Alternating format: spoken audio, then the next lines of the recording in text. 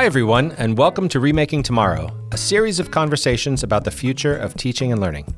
I'm Greg Baer, and together with Ryan Rudzeski, we're the co-authors of When You Wonder You're Learning, Mr. Rogers' Enduring Lessons for Raising Creative, Curious, Caring Kids.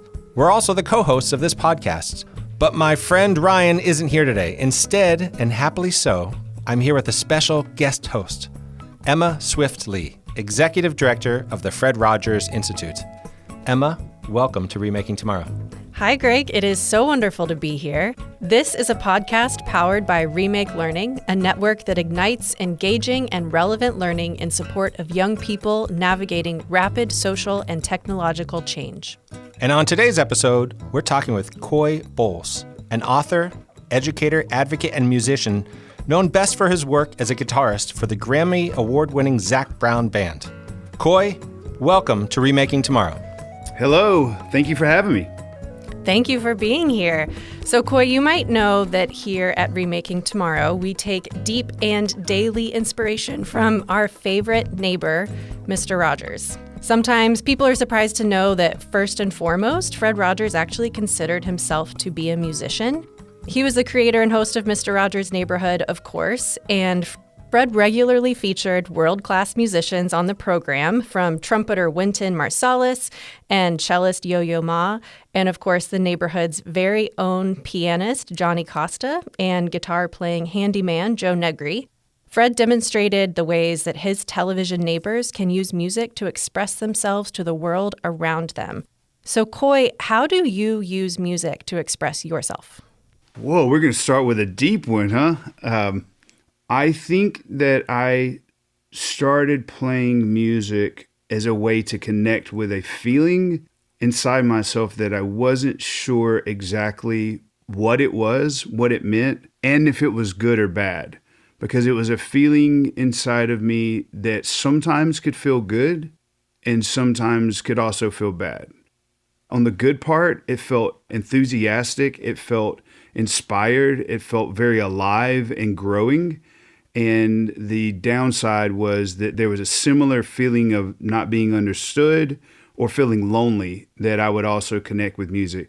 As I've grown older, I've realized that those are now separate feelings. But as a 11-year-old kid, it felt like one thing inside of me that would be great feeling and then not so great feeling. And music was the thing that connected with that thing inside of me.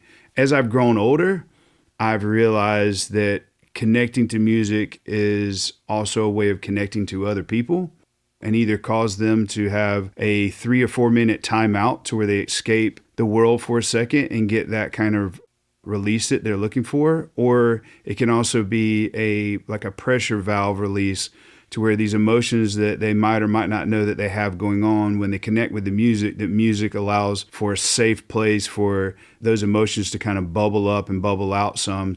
It's actually incredible that you use the word inside. Emma just referenced Mr. Rogers, and it was Fred who liked to say that music is the one art we all have inside. Now, we don't discover that on our own typically. So I'm curious, is there someone who at age 11 helped you to discover that music inside? Or maybe someone today who's helping you to discover the ways in which music can help you connect with others? When I was a kid, I grew up in a small town. I wasn't really exposed to a lot. There wasn't a lot of music around me, but my parents listened to a lot of music in the house and in the car, particularly like music that they grew up with and top 40 kind of popular music at the time in the 80s. So honestly, as a really young kid, Fred Rogers was where I saw a piano player. I distinctly remember seeing somebody play a giant instrument that was an upright bass and thinking like, wow, that thing does this weird doompy, doompy, doompy sound, and being really excited about that kind of stuff. As far as music now, I've been really lucky to be a part of a scene in Atlanta that was really gritty and connected. And a lot of those people have actually found their way to success in a very national/international level. And one of my favorite things in life now is that some of my best friends 20 years ago are now my favorite musicians, and I get to go see them play. Like I just recently went to this club in Atlanta and got to see the Wood Brothers, which Oliver Wood is one of my best friends, favorite musicians, and a mentor of mine. So oddly enough, my really old friends are now my favorite musicians who are inspiring me in a different way than us just hanging out. Coy, I can picture you as a young person watching Mr. Rogers' Neighborhood when Fred is sitting at the piano and showing us how he pounds out the music when he's feeling angry. I'm thinking about what you said about music being this way. You connected and understood what was happening inside of you. And that was so what Mr. Rogers used music for on the show. So thank you for telling us about that. I wanted to ask you, too, about this other part of you. So some people might be surprised to learn that in addition to touring the world as a member of the Zac Brown Band, you're also the author of 6 children's books that are designed to support children's creativity and social emotional learning. So what took you down that road? So when the band first took off, we were traveling a lot, and I was used to writing songs as like my own mental health cleansing and reflection. But it's really hard to write songs when you're on a bus with 12 people. There's not a lot of space to kind of have to yourself. So I started writing short stories, and ultimately I wrote a short story and read it to Zac. And he had kids at the time. I didn't have kids or was not married. And he said, man, that's a really good children's book, actually. He's like, we read it, to the kids every night. And I could totally see that being a book. And it was like this kind of part of my brain opened up, and I, heard this voice say, this is the thing. This is what you're going to do. I taught guitar lessons for a long time, and I really connected with kids before we went out on the road. So I really missed connecting with kids. Even further than that, I just quintessentially think that education is the most important thing in our country as far as top priority. Our education system needs a lot of help. One of my favorite groups of people who have a career is teachers. I mean, especially early education teachers. I've been in that environment for a considerable amount of time now, but when I first jumped in, I remember going to a NACCE conference and meeting a lot of early education teachers for the first time. I was like really nervous because I have tattoos and a beard and a hat, and it was just going to be very standout. But I ended up meeting a lot of people. I heard the most beautiful stories I've ever heard in my life about why someone does something, because there's not a lot of praise and the money's not great. So the only reason why you would do it would be because of this. I had a teacher say to me, I feel like kids aren't as imaginative as they used to be. And it reminded me of the same feeling I had when I was watching The Never-Ending Story and then nothing was coming. I just was like, oh no, that's horrible. And you're either a part of the problem or you're part of the solution. And at that point, I was like, I want to be a part of the solution and making sure that no teacher ever says, I feel like kids aren't as imaginative as they used to be. And the only way to do that is to get to work, to start writing songs, to start writing books, working with different companies, collaborating. And, here I am 15 years after my first children's book. And I think the 8th one is going to the printers now. So it's so amazing, Coy. I love to picture you there in a classroom full of lots of little kids. Maybe they're crawling on you, like you're reading with them. I can just imagine the joy in that moment.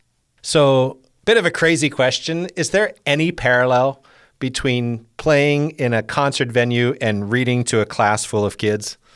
Yeah, there is some parallel, that connectivity of like on a really human basis, like sharing at its core, a story or a song.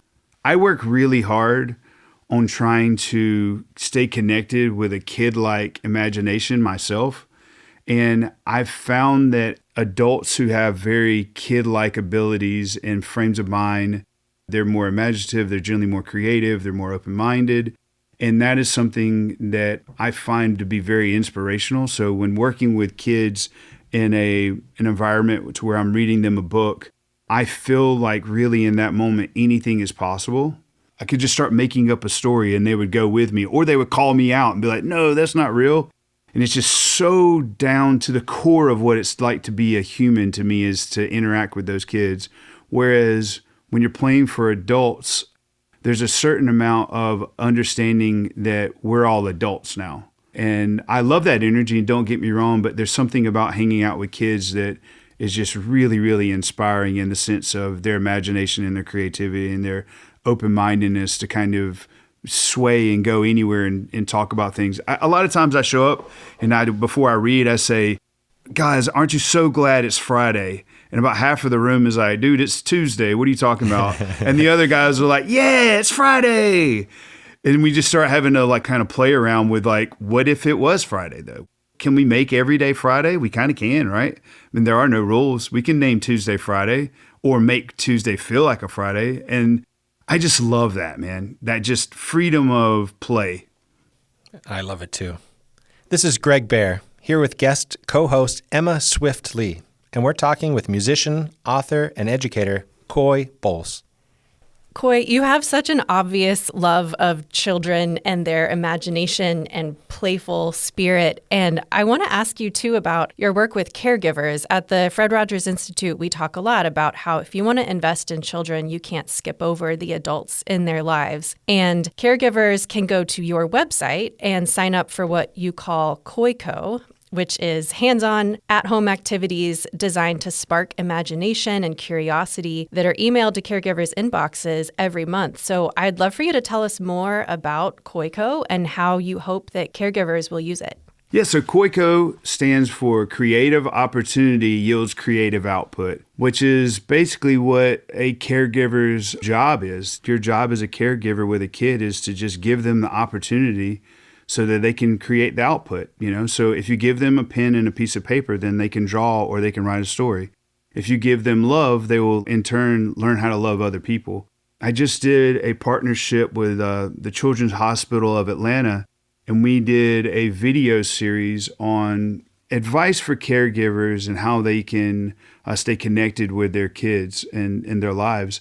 And the one thing that I took away from really diving in that and trying to find my wording on what I really meant, I mean, there's every day I feel like I've failed my kids in some way or another, and then there's days where I feel like, okay, I'm a pretty good dad. And that's just part of being a caregiver and being in a kid's life. You're not going to do everything right. But the main thing that I took away from all of that was you just got to keep showing up. That's all a kid really needs. They just need you to keep showing up. And if it gets frustrating or it gets hard, just kind of reset. It's okay to be like, man, I wasn't that great at being a caregiver or a dad or a mom or an uncle or a mentor yesterday. But today, you can try to reset as much as you possibly can. But the most important thing is to keep trying. My biggest advice for anybody who's listening is just, it's tough and you just got to keep showing up.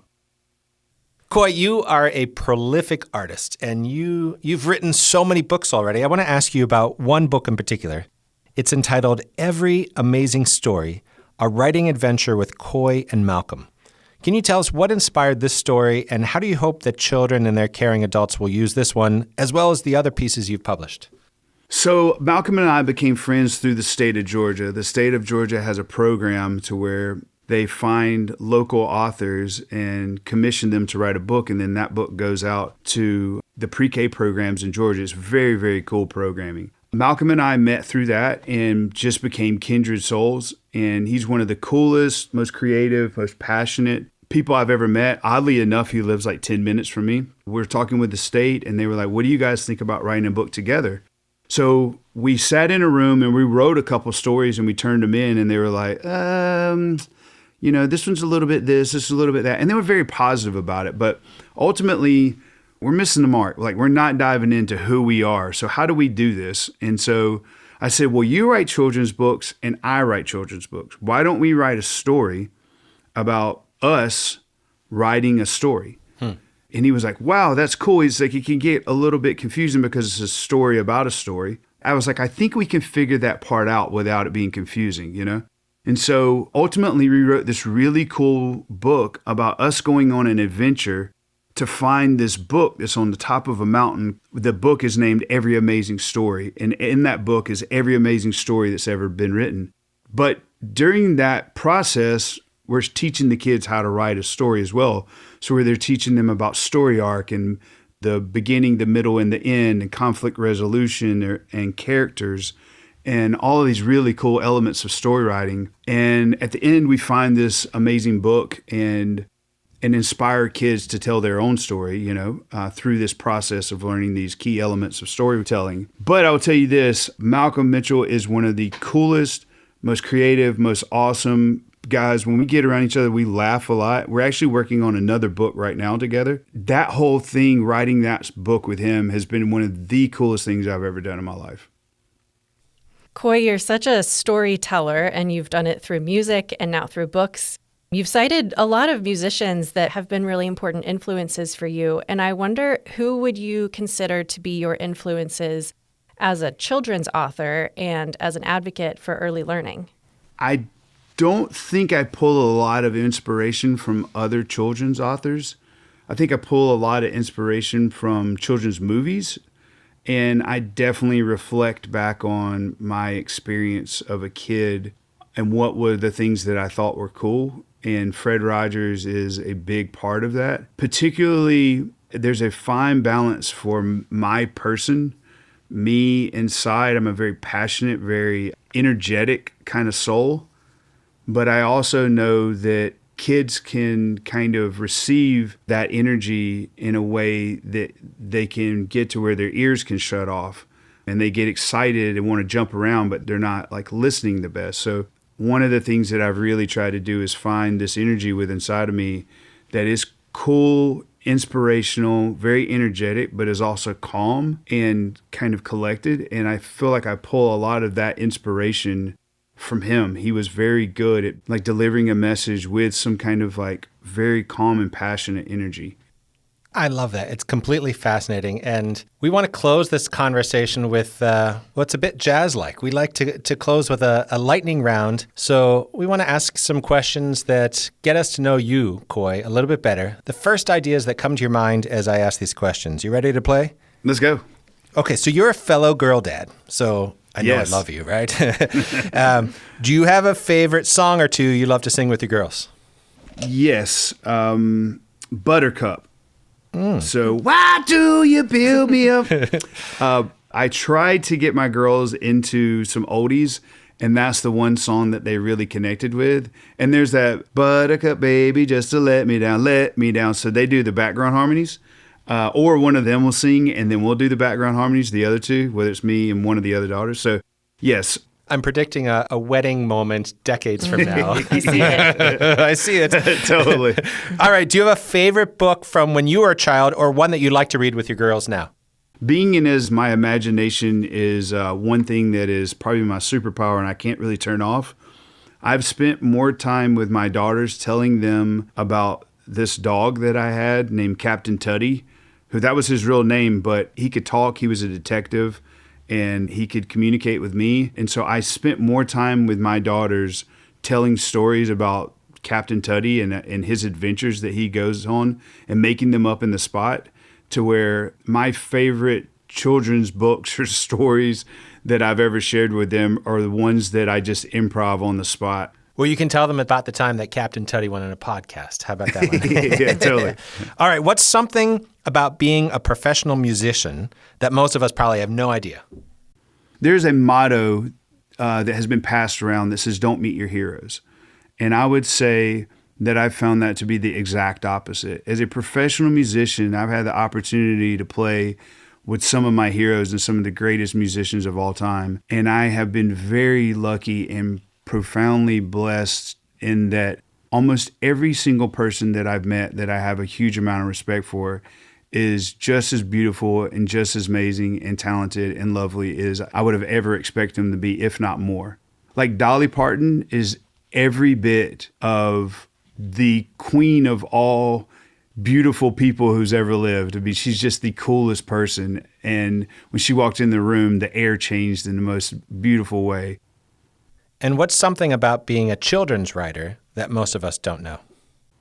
There is one way that you do it where you do it with a publisher. And then there's the way I do it, which is rogue. And that way has not been clearly defined yet. So I'm still figuring out the lay of the land and just basically this, if you build it, they will come kind of philosophy. So it is a very uncharted territory, in my opinion, for being a self-published children's author in this day and age. And Coy, before we go, just one more question. What's one thing that parents and educators can do today to make tomorrow a more promising place for every learner?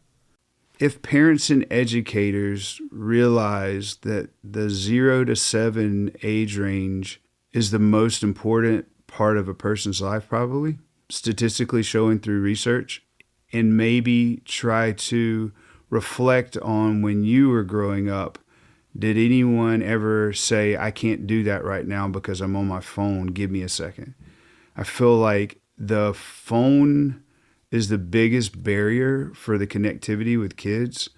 I think if any advice that I could say is to, for the teacher, it would be realize why you started doing this in the first place. It's because it's your calling, and just stay as connected with that as you possibly can. And for the parents, I would say try to reflect on and remember back. And if you ever had your parents tell you, hold on, I'm sending this email.